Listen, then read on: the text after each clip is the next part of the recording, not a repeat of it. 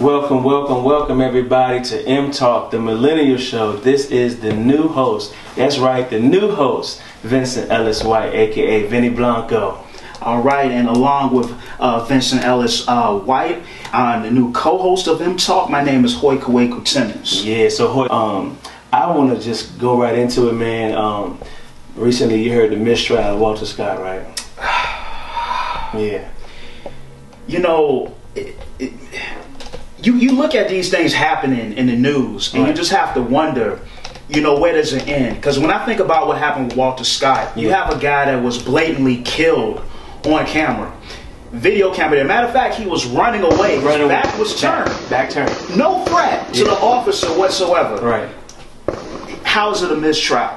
It harkens back to Eric Garner for me. Come on now. Like, I think about, you know, and then let's take it back even further. Let's talk about public lynchings. 1920s, where America has this fetish with the torture and murder of black men in the open. Public Yes, torture. Sir. Yes, sir. Of black men being mutilated and killed in the open. Today's show is brought to you by the good people at Afrodoc.com. Afrodoc.com is an amazing online store that houses authentic African fashion pieces such as print mini and maxi skirts, wrists, ankle, and body, beads, unique print bow ties and pocket squares, combos, dashikis, etc. They currently have new arrivals, so visit Afrodoc.com. For those that didn't catch that, that's AFRODOCK.com to start shopping for new looks today. Afrodoc.com, bringing back the African marketplace, baby. All right, so we already discussed Walter Scott, but I like how you said that they take pockets of us, and I'm paraphrasing, they take pockets of us and they label us. What I said, Tommy Lawrence, oh my God, 24-year-old white woman, very pretty white girl. Keep it real. She old Blaze, and you know, and it's worthy of mentioning her. How pretty she is, because they've been talking about that in the news too. And I'm gonna get to it in a minute. Her with Charlamagne, the Breakfast Club, a lot of people was getting on him saying that would he be showing her so much love had she not looked the way she looked. They said small, petite, blonde haired girl. They said that's the America's norm of what's pretty is. And we can go a whole nother subject with that. But she's been really characterizing us African American black people and saying, I mean, just going in on us, like from Beyonce's Formation, I think she went in on that, and then she threw a nice little jab to Jay-Z, like saying, do y'all remember he was a crack dealer? Then she go, and then every like subject she jumps on.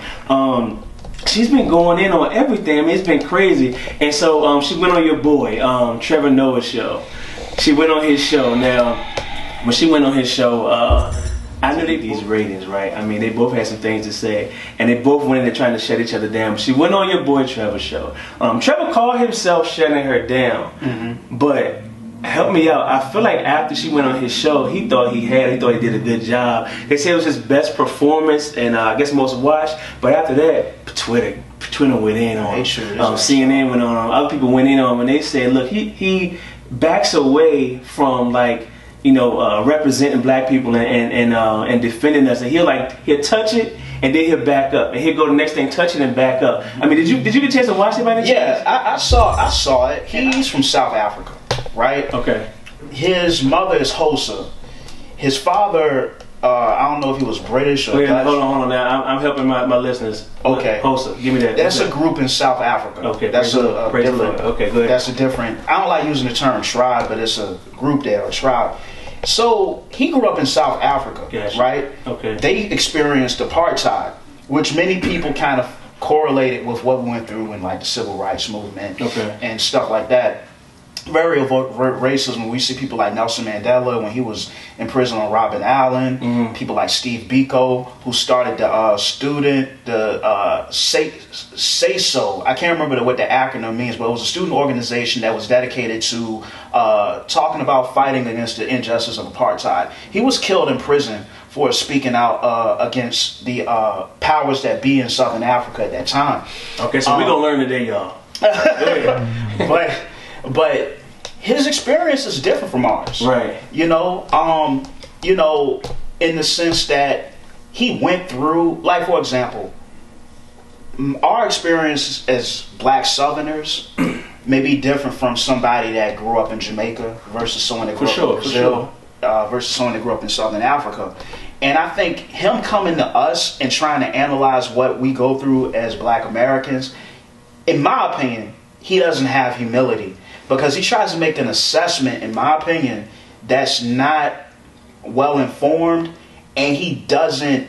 It's so weird. Like, he will, like you say, he will touch on something, but he kind of backs out. So it's kind of like, it's like he wants to give his perspective on Black issues, but he didn't really come up in this culture. And so here's the thing, it's hard for him to do that. I don't think that he's touching on it and backing out because he's scared. I think it's what you said. Like, he's unsure about everything. Yeah. He's sure about what he knows and what he grew up in.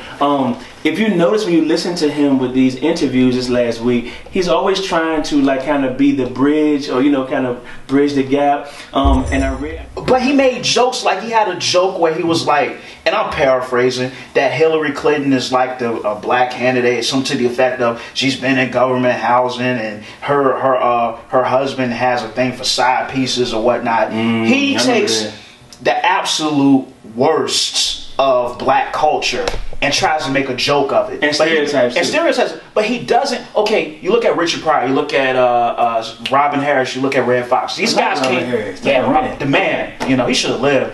Sorry, that brother passed. But when you look at these comedians, they did the same thing, but it was done with a clever understanding to get you to think. Come on now. Yeah. He does it as a broad generalization. Yeah, very broad. With no thought behind it. It's just like, whoa, that was offensive for hell. Yeah. You offended me. Like, what? This wasn't funny. I read something that he did on Jay Leno's show. He said that, like, what did he say? He said that when he came to the United States, he said he heard he said something like he heard Black people talking, and he said he couldn't believe that. First he said he was shocked because there were some things that he thought he'd hear, and he paused. He was like English, and so everybody started laughing. He was like, I talked to some people, and then I saw he was referencing Black people, because he said it's like our English is has 22s. He says like our English is on 22-inch rims. And everybody started laughing. He started talking, and so like he kind of goes in on us like on the sneak, and he makes fun of it. And I think he thinks it's okay because he's from Africa, and but that makes it all right for him to take these shots at us. But now he's like the host of like a political like comedy show that a lot of white people tune into, and like, is he going to make it okay for them to do the same thing to us? Like, I hope not. I mean, it's a scary thing. But it's a lady by the name of Dr. Joy DeGruy, and she came up with this theory called the post-traumatic slave syndrome. And just to keep it brief, the premise is that the effects of slavery still echo in our current like behavior that's counterproductive. And it causes some type of insanity. And I think one of the biggest points of insanity when this culture is someone like a Kanye West. I think Kanye West, Are you saying he's insane, or what are you saying? I'm not saying he's insane, but I think he's a lost soul. Okay. I think, I have my opinions, but So when I say I'll drag him, like, I wouldn't drag the old Kanye, because Kanye was he was like the man, you know what I'm saying? I love his story, rising up, making the beat. Well, actually before that, just in Chicago, like wanting to do this music thing, wanting to rap, but also was making beats, came in the game making the beats with your boy Jay, and then having to beg for that mic time. Got on that mic, took off, and been doing his thing ever since. But Kanye has evolved over the years. Well, the involvement, it means it's a well, he did evolve though. He evolved in the beginning. He's changed. He's changed. He's evolved and changed. But the Kanye West that we have now, like, he thinks he's untouchable, my G. Like, he thinks he's untouchable. And so whenever somebody get too high, and I ain't talking about drugs, y'all. I ain't talking about weed. I'm talking about somebody get too high in them clouds. When the head get in them clouds, something gonna knock you back down. So Kanye, we need to drag you. You need to be dragged, because not only are you dry snitching on your boy Jay-Z, if he got killers, let him have the killers in peace. He ain't gonna send them at you. You his little brother. But also, you calling out everybody that you supposed to love in the middle of your show, and then the next show you straight cancel the joint. Now we understand, and serious talk, we understand why you canceled the joint when you found out that your wife had gotten robbed in Paris. Yeah. But I'm talking about you just canceled your show and then your tour. And so a lot of people have been saying there's mental health issues going on with Kanye. Now, none of us are, LPCs, professional counselors here. Now, I can spot some mental health, I believe, but I can't diagnose anybody. But I think they're trying to hide it because people were saying mental health issues when he's in the hospital. Then there was like a link that said he's in there for exhaustion. And I'm like, that man been spazzing for years. You've been exhausted for years. Man. What's your thoughts on it? To me, Kanye West, and this is just my amateur opinion of him. I think you have a genius, a musical genius. I agree. You have a musical genius that lacks the maturity as an adult. He strikes me as a very immature man. Just with how he conducts himself, the way he can't listen to the criticism of other people. He can't take things with a grain of salt without exploding. To me, that's a sign of immaturity. And then you have all of this money, and then you're around these crazy, kookamaniac issues. Kanye, we love you, but look, you got to bring it back home, my brother. If you need that time off, take the time off. And drop on a podcast.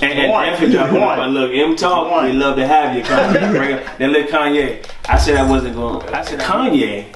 Well, let me take it back for a minute with mental health. So working in that field, and even just growing up, knowing people that deal with mental health. One thing I was told by one of my friends that's a mental health worker, they said that like when you about to break down and when you deal with a lot of stuff and things are getting heavy on your back, that you got like when you can hit rock bottom, and there's like when you hit the bottom, there's this foundation that's there. Your foundation can be your family, whatever you grew up on, and then underneath that is like religion, right? Like, and when I say religion, like your spirituality, whatever you believe in. And it's saying that millennials are now choosing to not affiliate themselves with any particular religion. They say, I'm spiritual, but I'm not religious. Like, have you